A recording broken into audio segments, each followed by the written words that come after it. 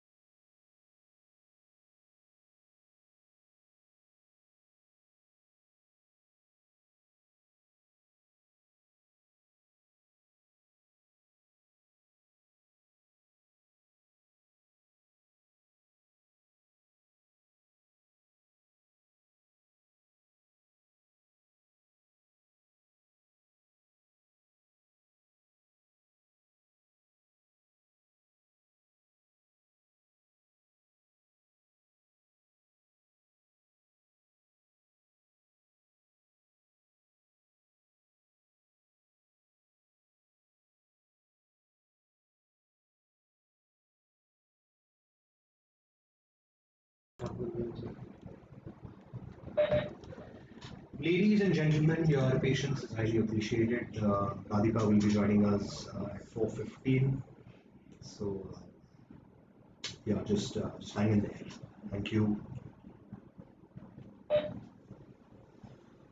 Just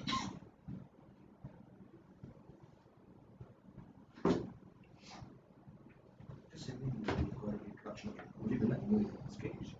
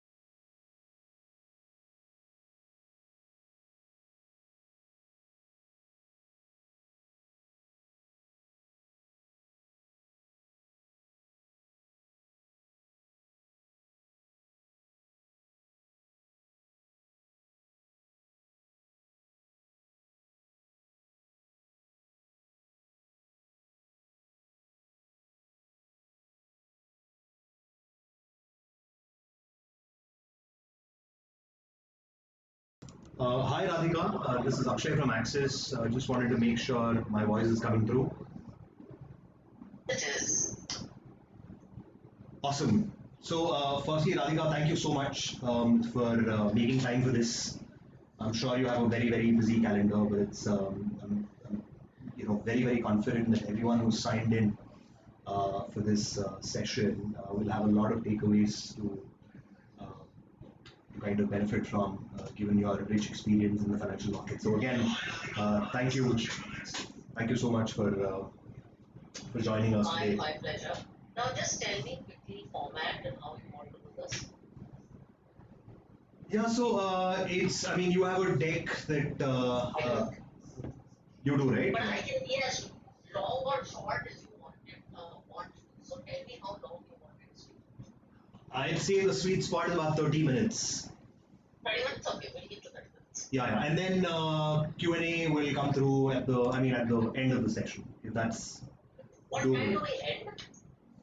The plan is to end by, I'd say, give or take 5 minutes. That'll be ideal, yes. Okay, awesome. Okay, great. So let me, give our participants a quick introduction. Like I've already said, we are truly honored to have Radhika Gupta, Managing Director and CEO of Edelweiss Mutual Fund, with us here today. She's obviously our guest speaker. Radhika is a transformative leader in the financial landscape. Her journey from Microsoft to McKinsey and then to the world of finance, where she worked with AQR Capital Management, reflects her diverse expertise. As an entrepreneur, she founded Forefront Capital Management, which later became part of Edelweiss. Under her visionary leadership, Edelweiss Mutual Fund has seen remarkable growth. That's known to all. And she has spearheaded initiatives like the Bharat Bond ETF and also India's, as I'm sure most people know, became India's first corporate bond ETF. Radhika is not just a leader, but also an advocate for financial literacy and mental well-being, inspiring many with her resilience and dedication to empowering others. So, Radhika, again, truly an honor to have you in our midst, and the floor is all yours. Take it away, please. Thank you. I am having some trouble starting my video, but I'm going to attempt to share my screen and I'm hoping that works. Give me half a second to just get that going. Sure. So I'm just trying to share my screen and I think it should work. Can you guys see my screen? It's come through now. Yes. It's in full screen mode. I just want to check on this before I start speaking. We've got to. I mean, the slideshow hasn't begun, but we can see It our hasn't screen. begun. No. It hasn't begun. No. Let's try that again. Yeah, sure. Begun. No, right? I mean, I'm just checking with my team here. No. Let me try this again. Sorry about that. No problem at all. By the way, Radhika, the audio is just perfect. Yeah, so no trouble there. Audio is perfect. Yeah. Can you check if this works? We're just giving it a quick check.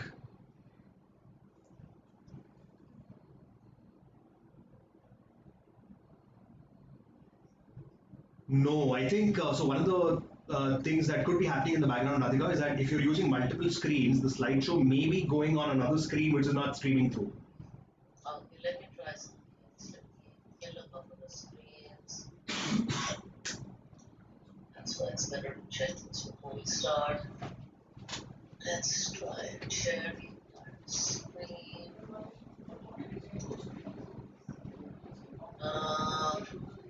Some people are saying it's visible, some people are saying it's not. Okay, are you seeing something now?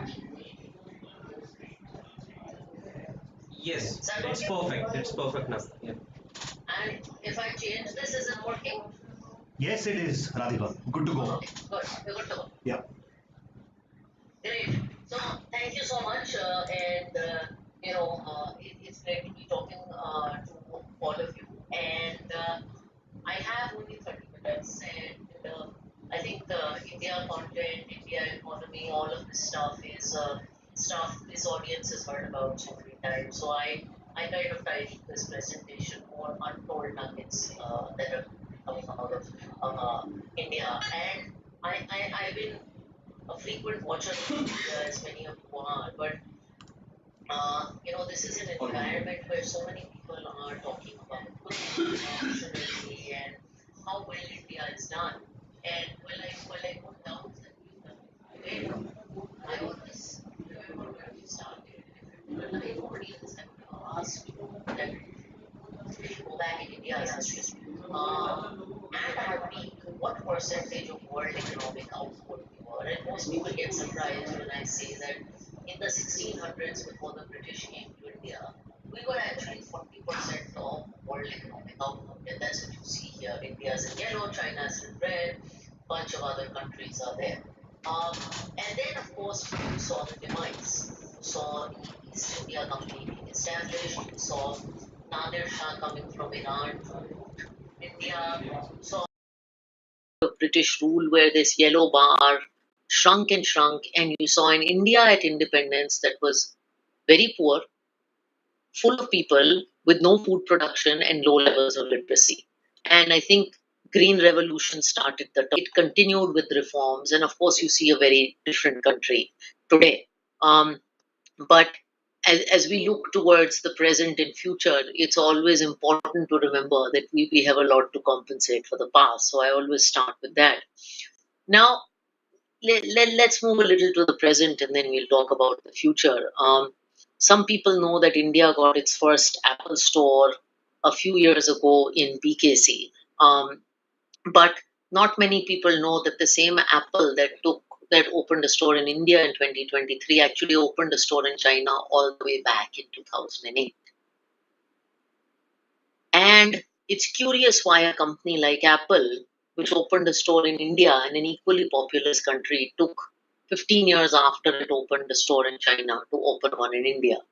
Since some of you are residents of Mumbai, you would know that the first Apple store opened in BKC. A second one is opening, and I always ask people, where do you expect it to open? And most people will tell me South Mumbai. If you don't know this, the second one is actually opening in Borivali in Mumbai, which tells you something about how even in the city of Mumbai, consumption is in places that we don't expect. But back to India and China. How do you resolve the conundrum of 2008 and 2023? The answer is here. India today has a per capita GDP of $2,700. China had exactly that when this Apple store opened. And there are many commonalities of China 15 years ago and India today. One is, of course, the size of our young population. One is the labor cost that was very low in China and led to a manufacturing boom low in India today, and many others. But this is the first part of this 10 nuggets of two stories, two countries 10 years apart. The second is that, for a long time, if you look at the Indian economy, people have thought of India as a either poor country or as a country where there are either extremely rich people or extremely poor people. And this statement is always here. 1% of the households were what you would classify globally as high income, and 70% of the households were what you would globally call low income. It's certainly less true today, where you have 56% of India that is lower and middle income, which is actually the belly of India is expanded. And by the end of this decade, 80% of India will be low and upper middle income. In fact, more than half the country will be high and upper middle income. So, what really works for the country and for consumption is that you've got a meaningful middle class. I also ask this question that if you look at millionaires, dollar millionaires, how many does India have? And I use this word, which is the title of my upcoming book also, mango millionaires, Indian millionaires. India actually today has 8 lakh dollar millionaires, people who have more than 8 crores of assets. And if you look at this chart, at the turn of this millennium, that number was not even 20, 30,000. So we are producing more and more rich people, and the characteristics of these rich are also changing. And some of it is, by the way, reflected in the fact that today personal income tax is more than corporate tax. So individuals are getting richer. what you have in all of these two charts is now a very big consumer base. But the exciting opportunity, I think, is that in any industry, penetration is still so low. So, if I were to ask you, the US has about 300 million people. For those 300 million people, they have 9 million hotel rooms, about 900 million people at airports, 13, 14 million people, uh, 13, 14 million cars on the road. China, which is about 4 times the size, still has some way to go in terms of penetration. India is the same size as China, but compare the number of hotel rooms in India to those in China, compare the air passenger traffic, compare the durables penetration, compare the cars. So there's a long way to go. Some of you are probably complaining, saying, dude, this is why it's hard to get a hotel room. Yes, this is why it's hard to get a hotel room. And some of you are probably thinking there's already too much traffic on the roads, but that's another question. But the consumer potential creates significant room for growth. When people talk about consumption, they talk about things like durables, etc. But I want to point you to something. Since we've just crossed Rakhi, a friend of mine actually runs one of the largest destination wedding hotel businesses. So he was telling me some very interesting data on weddings. So we, of course, have a lot of young people. We have 600 million people who are today unmarried. At any given point in time, about 100 million people are actually seeking someone to marry. And the wedding economy, as evidenced by a recent wedding in PKC and many others, is actually becoming very large. Now, if you look at the last year in itself, we had 38 lakh weddings that happened in 2023. There was some spillover that happened from COVID. But if you look at the size of the wedding economy, it has become 5 lakh crores, 20% of jewelry demand now comes from weddings. Interestingly, Rakhi just passed by, and I always remember Rakhi as a very basic festival where I tied a Rakhi to my brother and I would get, 10 or 100 rupees. I found out that the spend on Rakhi this year in itself was 12,000 crores. So even big festivals, people want to go out and consume. The fifth story, of course, is one that all of us know, and I love to ask this trick question that how many countries actually use UPI? And most people one. And then I go and tell them actually the number is closer to 9. Even this data is a little out of place. But India, of course, leads both online banking and digital penetration. Many credit cards and make sure they are working when we make a trip to a foreign country because we're so used to GPay at home. This is another one that I love.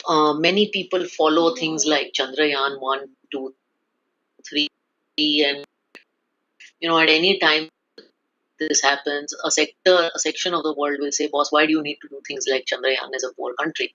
And I remind people that India is actually going to be a very big part of something called a space economy. Today, we are 2 to 3% of a global space economy.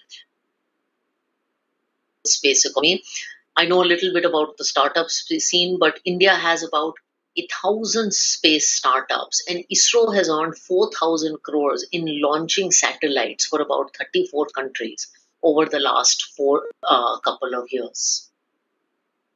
I come from the state of UP, and we are opening branches at a very rapid pace in UP. But one of the places I've made multiple visits to is Banaras, and interestingly, Banaras had almost 10 crore visitors last year. That's many, many fold what Goa gets.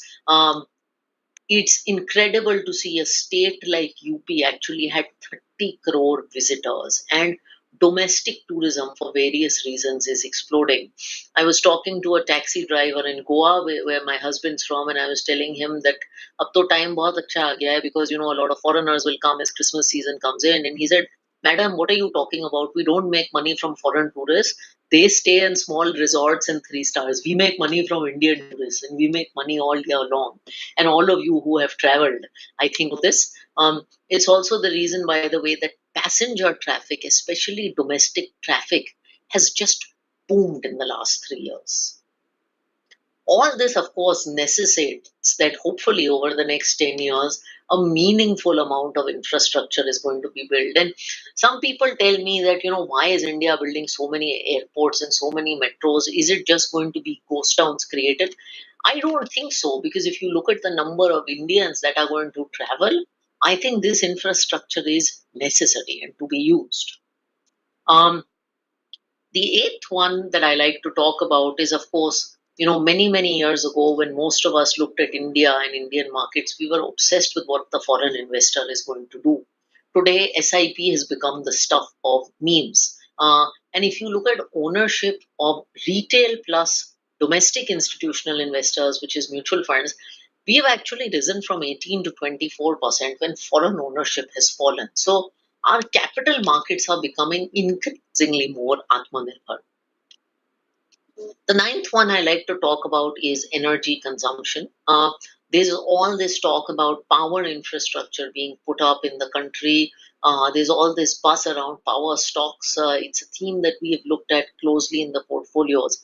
And the underlying genesis for it is this. If you look at per capita power consumption in Western countries, it's about 6,000 units. If you look at per capita power consumption in India, it's about 1,300. So we have one of the lowest per capita consumptions of power. We're already the second largest coal producer in the world and the third largest consumer of electricity in the world. But there's a significant amount of power capacity, including renewables, that will be created. And last is, I think, because all of you are investors, everyone loves to look at multi-baggers. And we pulled up some interesting data as to which market had generated the maximum number of multi-baggers over the last decade, over the last 20 years. That, of course, also happened to be India. So 54% of the NSE 500 has actually been a multi-bagger over the last 10 years. And I always tell investors who are looking to identify sectors that don't worry about finding the best sector to invest in when 54% of NSE 500 has been a multi-bagger. Interesting other thing that has happened is, people talk to me about geopolitics and stuff like that. And I always say, finally, equity returns are driven by earnings growth. And one of the things that has happened is not only has earnings growth got stronger, the color of capital markets has gotten stronger. So today, loss-making companies in India are actually at all-time lows. 1% of large caps, 6% of mid caps, 8% of small caps are loss-making. And this is a significant improvement from at least 4 or 5 years ago. So the health of capital markets has gotten good. And all this optimism is at a time where, when you look at many global economies, there is a worry about potential recession. Zero is not a number that makes you feel very excited, but in this case it is. So there's a 73% probability of a Germany or a 50%, but the probabilities are significantly lower for us. And I think if there's one chart in all of this that all of us should remember, it is this one. Over the last 10 years, we've been doing this journey of 2 trillion to 5 trillion GDP. And it's a very special journey in many nations' trajectory. And this is what it has meant for three major economies. So the US went through this journey in the early 80s. It took 11 years to go from 2 trillion to 5 trillion, but the Dow Jones grew at 15x. This happened in Japan in 8 years, a little after. The Tokyo Stock Exchange grew 19x. It happened in China in 5 years. The Hang Seng grew 4x. Incidentally, since crossing the 2 trillion mark, the Nifty has already multiplied 3x. And while we don't know what the future holds, I think the story of these three economies tells us something.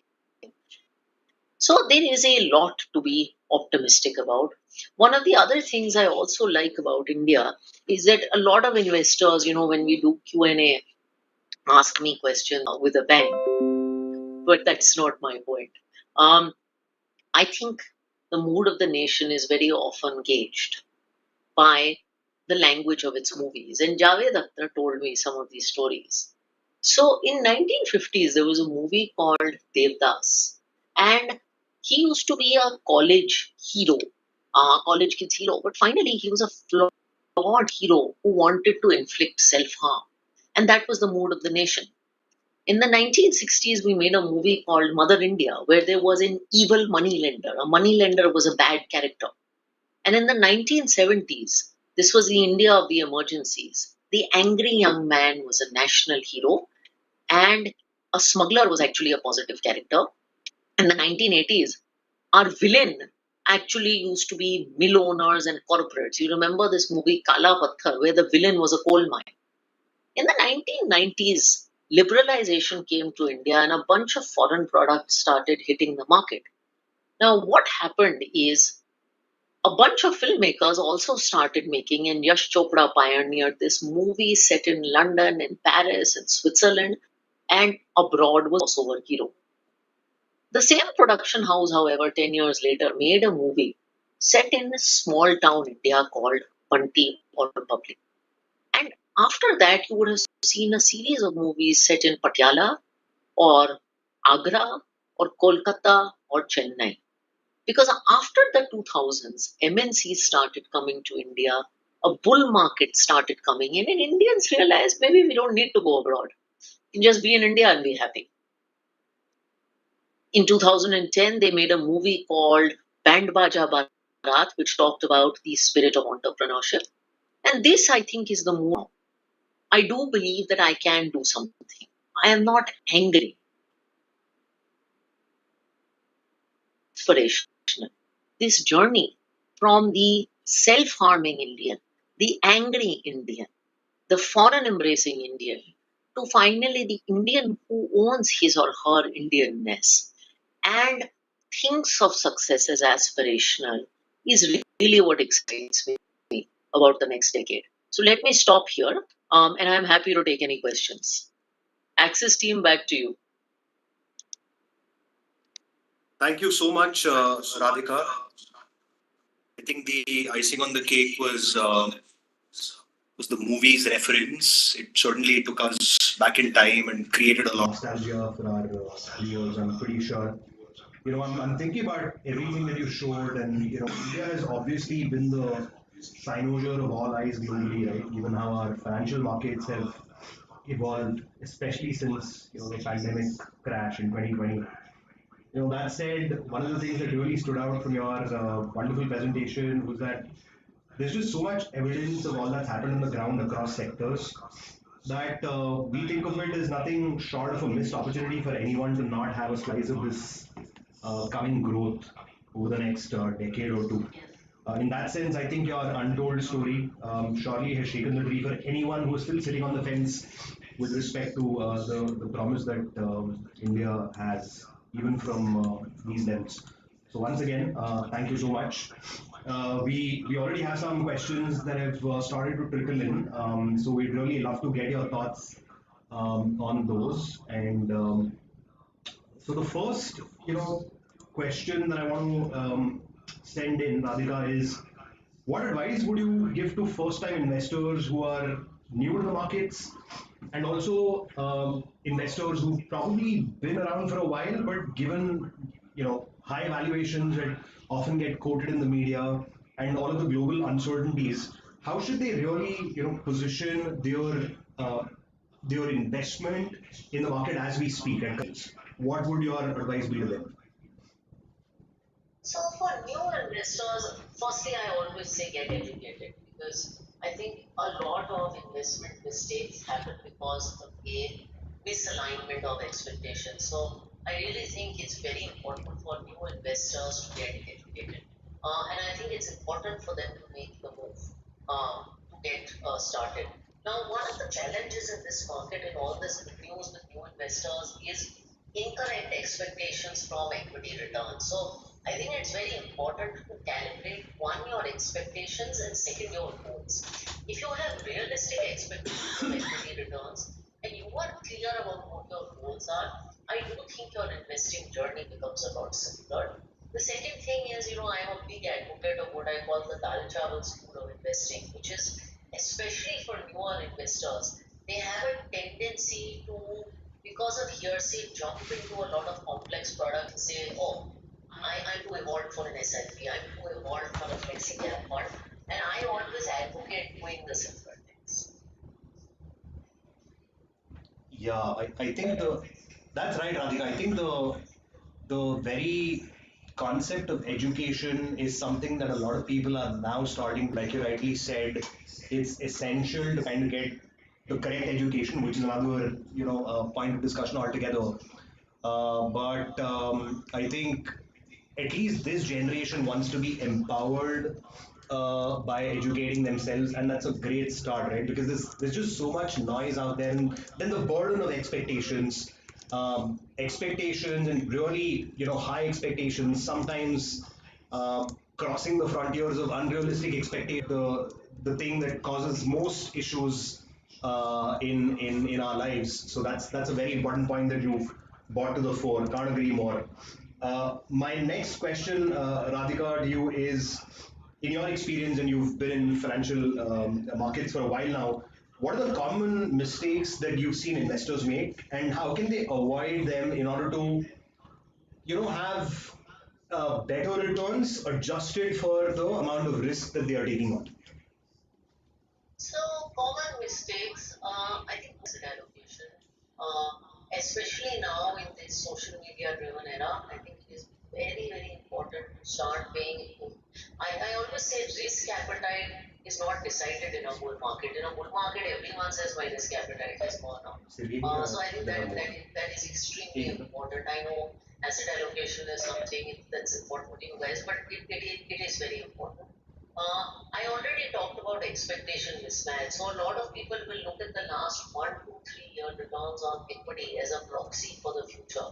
And it really is. 30% return is not a proxy for the future. For all my optimism about India, I can't wake up with a straight face and tell you you're going to make 30% returns a year. I can tell you you're going to make 12 to 15, and that's a great thing. But it's important to calibrate that. I would suggest that everyone have a contingency fund. These days, people allocate to equities in a way that they don't maintain contingency money, and equities are volatile. So I highly recommend contingency-based investing. And fourth is, social media has become a great source of help, but also a great source of noise in investing. So just being careful about who you listen to today is very, very important. Can't agree more.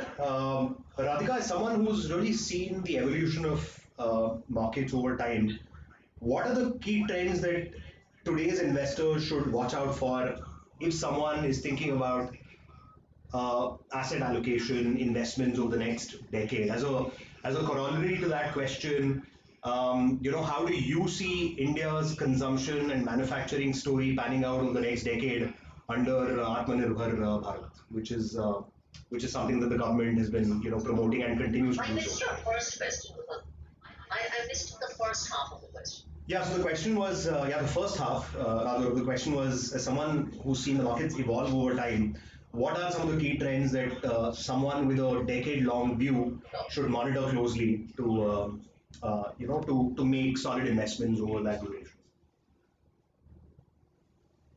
So I think, as I said, it is very much a multi-sector opportunity. Within that, I think discretionary consumption and premiumization to me is a big mega trend. A lot of the data I showed today points towards that. I think manufacturing in itself is a very large opportunity. India historically used to be a services-driven economy, but incentives, labor, I do believe manufacturing as an opportunity is going to be large. So beneficiaries of capex revival is an opportunity. I think India's expertise in IT and strong is going to change color. And I think financialization is one of the largest mega trends. You are already seeing it again in some of the data I talked about. But financialization is a meaningful mega trend. Yeah, undoubtedly. We have one more question, and this is often a term that's everyone kind of knows about, and that's diversification. Given where the markets are, how would you define how significant diversification um, uh, is at the current juncture, because like I said before, a lot of people are thinking, we want to get into the markets, but then we hear about how some of these valuations are really stretched. Is diversification a strategy that can help an average investor even in times such as this? So there are two kinds of diversification. There is diversification across asset classes, which I think is important even in these times. I think asset allocation is what helps you navigate, periods of valuation. Diversification is about, so what I don't advocate in these conditions is people investing in very narrow opportunities, right? You pick an extremely narrow sector where stocks are at 70, 80, and no matter how good the outlook is, your probability of making money is a little thin, right? You start diversifying in broad basing sectors and picking funds that have the ability to be nimble, and I think you stand a better chance, particularly in these valuations. There are markets where multiples are 12 to 13 and whatever you pick up sort of can make money. This is unfortunately not that. So I get worried with very, very narrow ideas.